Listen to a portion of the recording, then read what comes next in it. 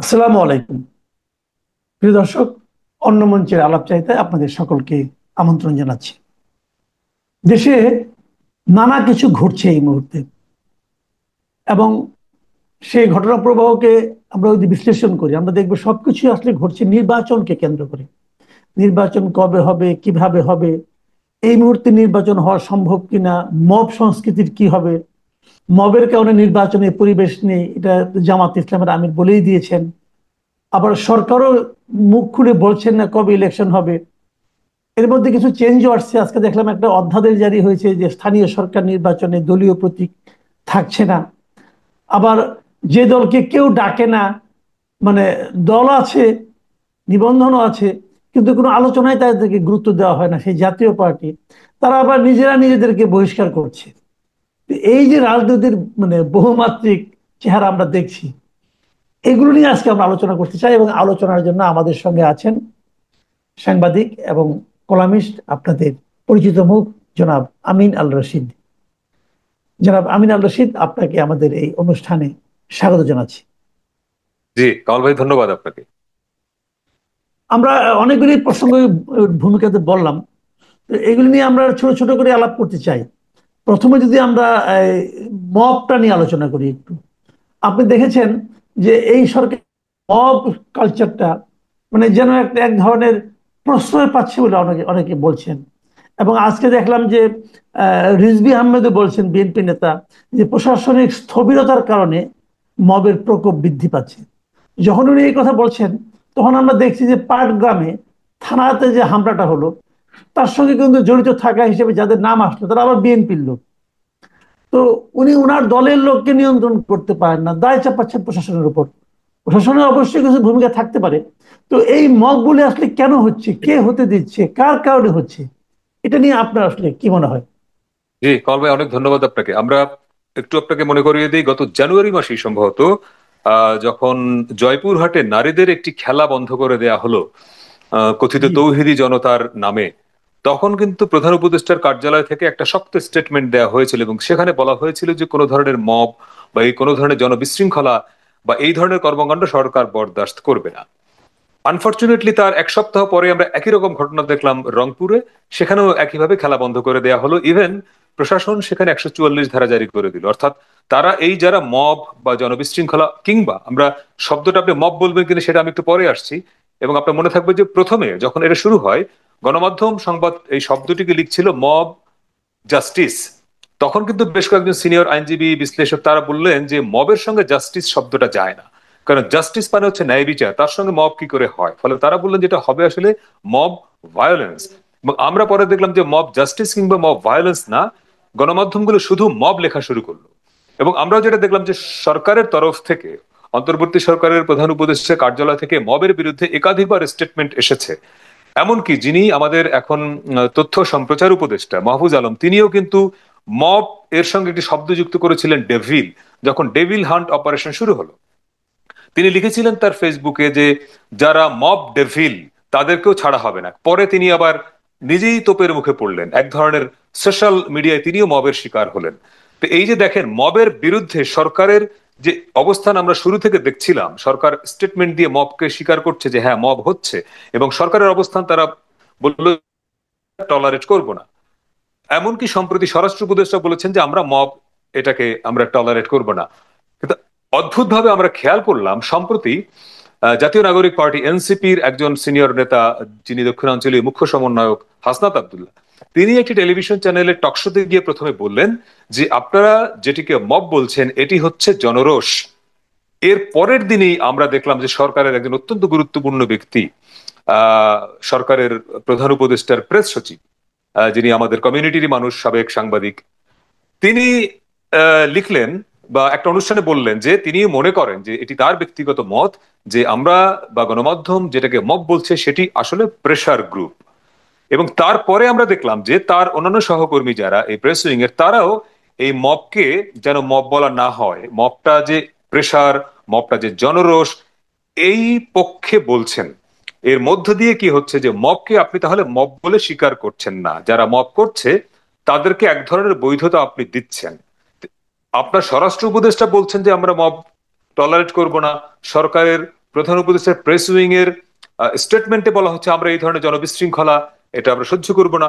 পক্ষান্তরে আবার সরকারের দায়িত্বশীলরা যদি আপনি বলেন যে এটা মব নয়, এটা হচ্ছে জনরোষ কিংবা এটা হচ্ছে প্রেশার, তাহলে যারা এই কর্মকাণ্ডগুলো করছেন তাদের পরিচয় যাই হোক, তারা যেই দলের হোক, যেই সংগঠনের হোক, তার যেই প্রক্রিয়াতেই করুক না কেন, এই কাজটাকে আপনি কি তাহলে জাস্টিফাই করছেন, মহত্ব মানে মহান করে তুলছেন? মানে একটা অপরাধকে আপনি যখন বলবেন যে অপরাধ না, তখন তো সেই অপরাধটা বাড়বে।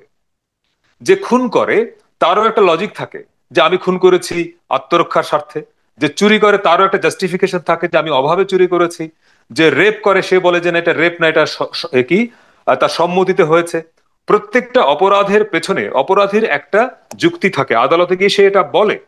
এখন আদালতের দায়িত্ব বা রাষ্ট্রের দায়িত্ব তো এই অপরাধকে জাস্টিফাই করা না, মহিমান্বিত করা না।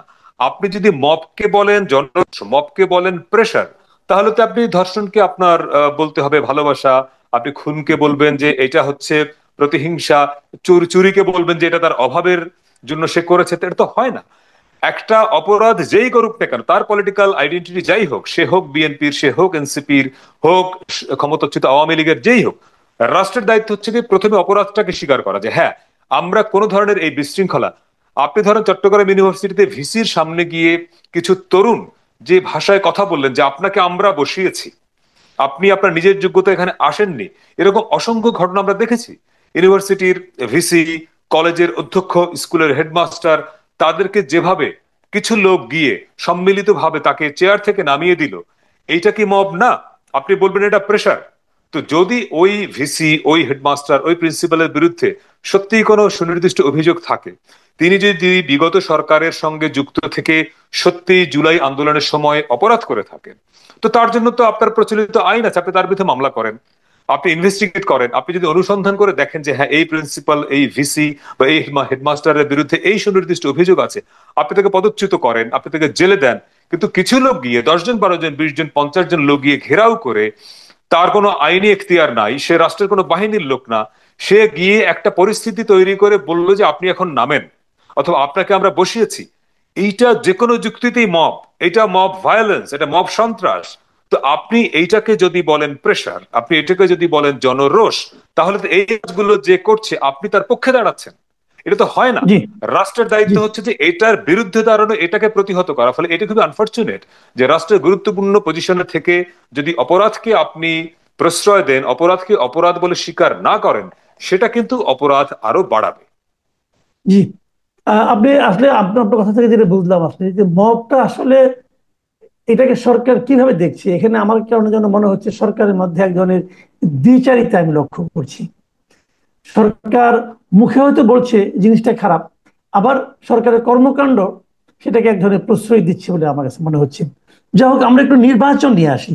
নির্বাচনের দুটো বিষয়, যদিও নির্বাচন কবে হবে এটা সবচেয়ে বড় প্রশ্ন হলো, এই প্রশ্নের কোনো জবাব এখনো মেলেনি। কিন্তু এর মধ্যে আমি দুটা জিনিস দেখলাম নির্বাচন নিয়ে আজকে। একটা হলো স্থানীয় সরকার নির্বাচন যেটা হবে সেখানে দলীয় প্রতীক বাতিল করা হচ্ছে, এরকম একটা অধ্যাদেশ হতে যাচ্ছে। আর নির্বাচন কমিশন একটা কথা বলেছে যে গত তিনটা নির্বাচনকে যে সমস্ত পর্যবেক্ষকরা বৈধ বলে স্বীকৃতি দিয়েছিল, তো পর্যবেক্ষকদের এবার কোনো সুযোগ দেওয়া হবে না।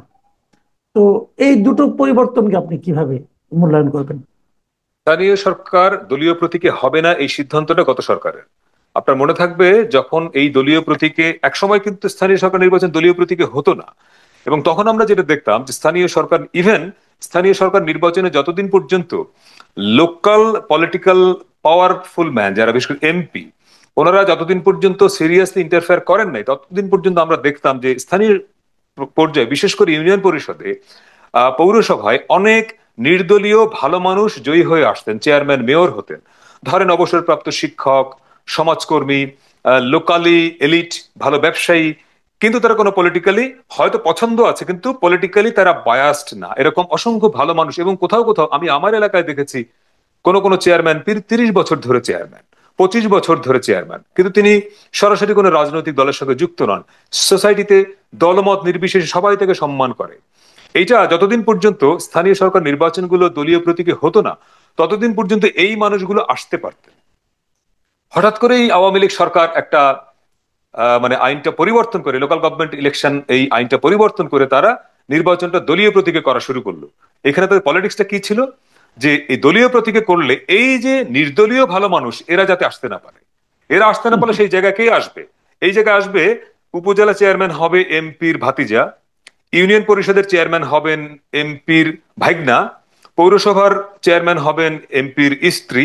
এই যেটা নেক্সাস, যে এমপি সাহেবের আত্মীয় স্বজনেরাই লোকাল গভর্নমেন্ট গুলোয় থাকবে, উপজেলা জেলা পরিষদের চেয়ারম্যান। এই পলিটিক্সটা করতে গিয়ে আওয়ামী লীগ যে ক্ষতিটা করলো আমাদের রাজনীতির স্থানীয় সরকার প্রতিষ্ঠানগুলোকে সে দুর্বল করলো।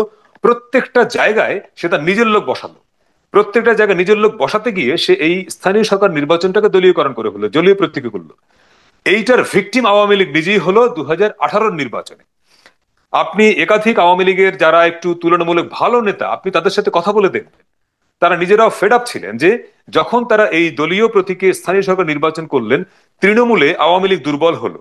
কারণ কি, তখন এই যে মানে পৌরসভা নির্বাচনকে কেন্দ্র করে, উপজেলা নির্বাচনকে কেন্দ্র করে, ইউনিয়ন পরিষদ নির্বাচনকে কেন্দ্র করে দলগুলো বিভক্ত হয়ে গেল। তখন হলো এমপির পক্ষের লোক, এমপির বিপক্ষের লোক। এমপি সাহেব আওয়ামী লীগের, কিন্তু লোকাল গভর্নমেন্ট ইলেকশনকে কেন্দ্র করে ওখানে গ্রুপ হয়ে গেছে তিনটা। এইটার ইম্প্যাক্ট পড়েছে গিয়ে জাতীয় নির্বাচনে। তখন ওই যে উপজেলা চেয়ারম্যান, আমি আমার এলাকায় দেখেছি যে এমপি সাহেবের বিরুদ্ধে উপজেলা চেয়ারম্যান, এমপি সাহেব বিরুদ্ধে পৌরসভা চেয়ারম্যান, অর্থাৎ তারা তিনটে চারটা গ্রুপ। আলটিমেটলি ইম্প্যাক্ট পড়েছে কি এটা জাতীয় নির্বাচনে, আওয়ামী লীগ নিজে এটার দ্বারা ক্ষতিগ্রস্ত হয়েছে। যখন তারা এটা রিয়েলাইজ করলো যে না, স্থানীয় সরকার নির্বাচনটা দলীয় প্রতীকে করায় আওয়ামী লীগ নিজে ক্ষতিগ্রস্ত হচ্ছে, তার দল ক্ষতিগ্রস্ত হচ্ছে, তখন তারা আবার সিদ্ধান্ত পরিবর্তন করে তারা কিন্তু দলীয় প্রতীকে নির্বাচন হবে না এই সিদ্ধান্তটা নিল। কিন্তু তারা সম্ভবত আইনটি পরিবর্তন করার সময় পায়নি বলে এই সরকার এখন দলীয় প্রতীকে নির্বাচন হবে না সেই অধ্যাদেশটি জারি করলো, যেহেতু এখন সংসদ নাই। এটি খুবই ভালো সিদ্ধান্ত আমি মনে করি, এবং আমি নিজেও একাধিকবার লিখেছি যে দলীয় প্রতীকে স্থানীয় সরকার করবার মধ্য দিয়ে একটা সামাজিক অস্থিরতা তৈরি করা হয়েছে। সাধারণ মানুষ প্রথম চোটে যায় ইউনিয়ন পরিষদে, প্রথম চোটে যায় সে পৌরসভার মেয়রের কাছে। সেইখানে গিয়ে সে যদি এই কথা শোনে যে তুমি তো আমারে ভোট দাও নাই, তুমি তো বিএনপির লোক, তুমি তো জামাতের লোক, এই যেটা সামাজিক ভাবে একটা ডিভাইডেশন তৈরি হয়ে গেছে, এই ক্ষতিটা করেছে আওয়ামী লীগ দলীয় প্রতীকে স্থানীয় নির্বাচনটা করে। সেই জায়গা থেকে এই সরকার এখন যে সিদ্ধান্তটা নিয়েছে যে আগামী স্থানীয় নির্বাচনগুলো নির্দলীয় প্রতীকে হবে, এইটা ভেরি গুড ডিসিশন। আপনার যে দ্বিতীয় পয়েন্ট, যে বিগত তিনটি জি। নির্বাচনকে যারা বৈধতা দিয়েছে সেই পর্যবেক্ষকদের আগামী নির্বাচন পর্যবেক্ষণ করতে দেয়া হবে না, আজকেই সিইসি এটা বলেছেন। এটি একান্তই নির্বাচন কমিশনের সিদ্ধান্ত। আমি মনে করি যে তারা কাকে পর্যবেক্ষণ করতে দেবে কাকে দেবে না এই এখতিয়ারটা ইলেকশন কমিশনের আইনত আছে। এখন প্রশ্নটা অন্য জায়গায়, যে আপনি গত তিনটি নির্বাচনকে বৈধতা দিয়েছে, বৈধতা দেওয়ার অর্থটা কি, মানদণ্ডটা কি? এইটা একটা বড় প্রশ্ন। ইউরোপীয় ইউনিয়নের প্রতিনিধি তো ছিল আমার যতদূর মনে পড়ে। তাহলে তাহলে আগামী নির্বাচনে কি আপনি ইউরোপীয় ইউনিয়নের প্রতিনিধিরা ইলেকশন পর্যবেক্ষণ করতে আসলে আপনি তাদেরকে দেবেন না?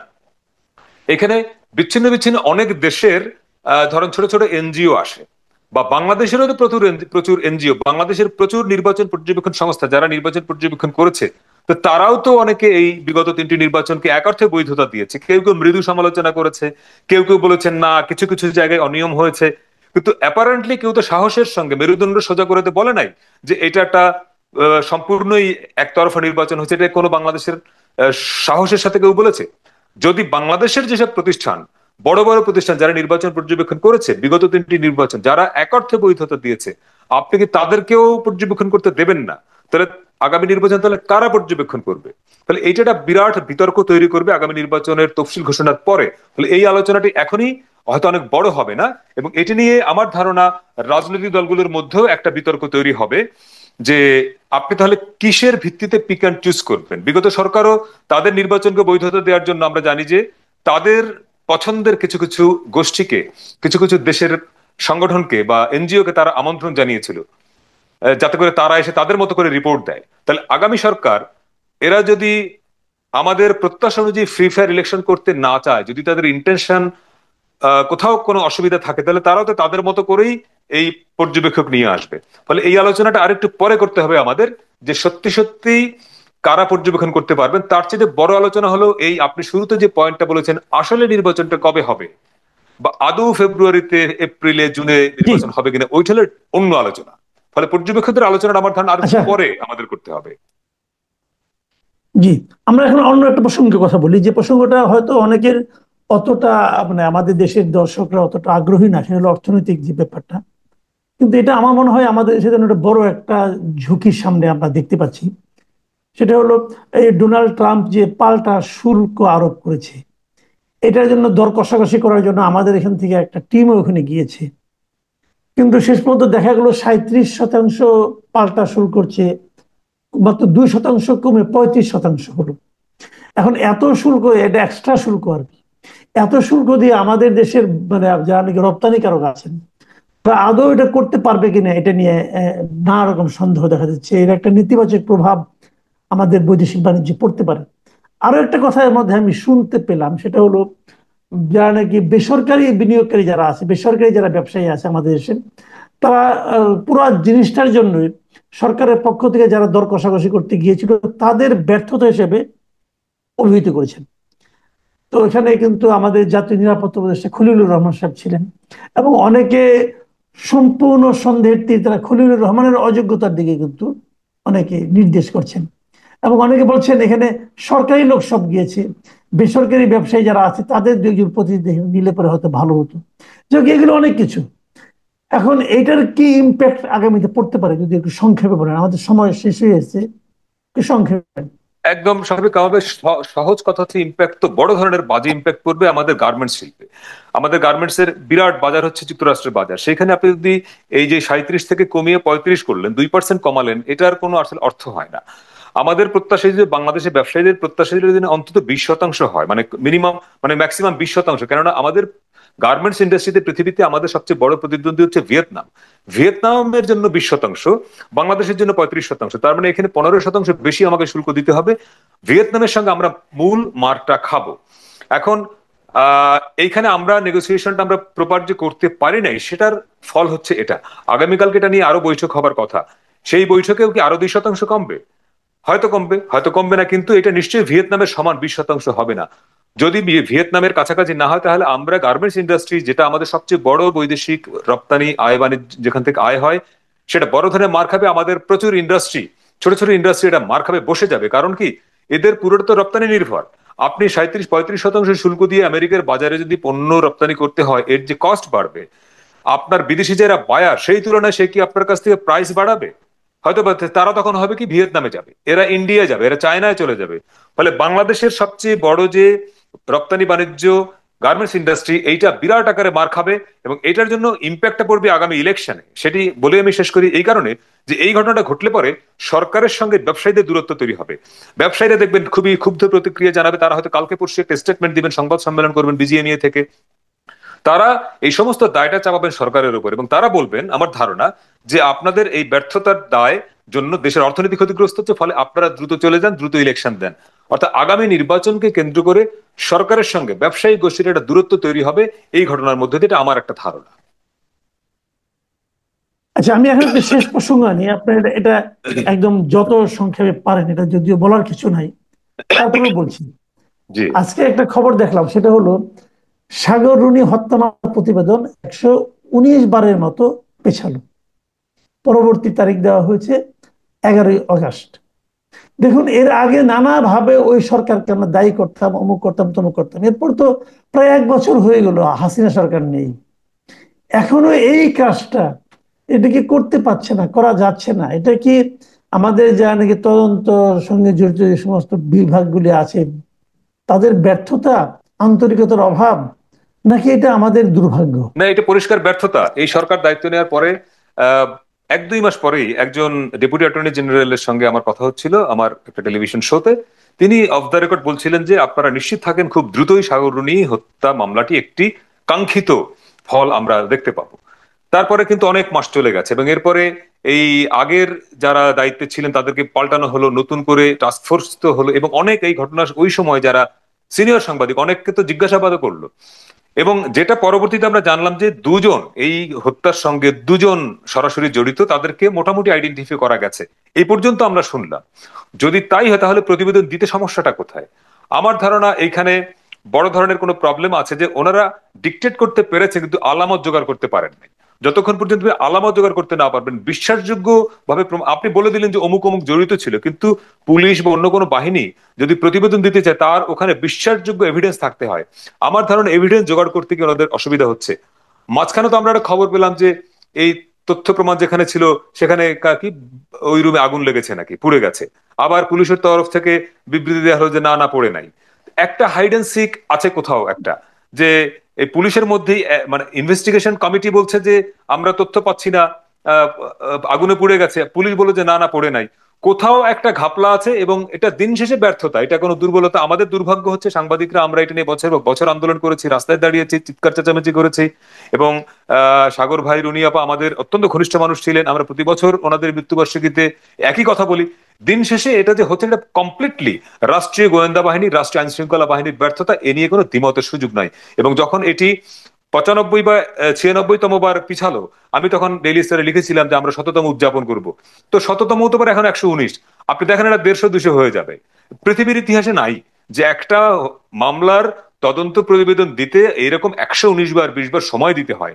এইটা কমপ্লিটলি রাষ্ট্রীয় ব্যর্থতা, এর আর কোনো ব্যাখ্যা নাই। জি, অনেক ধন্যবাদ মিনাল রশিদ। প্রিয় দর্শক, আপনারা শুনলেন, আমরা অনেকগুলো বিষয় নিয়ে কথা বললাম এবং আপনারা শুনলেন আমিনুল রশিদের ব্যাখ্যা, ওনার বিশ্লেষণ। আপনাদের কেমন লাগলো লিখে জানাবেন। পরবর্তীতে আবার কথা হবে। আপাতত এ পর্যন্তই। আল্লাহ হাফেজ।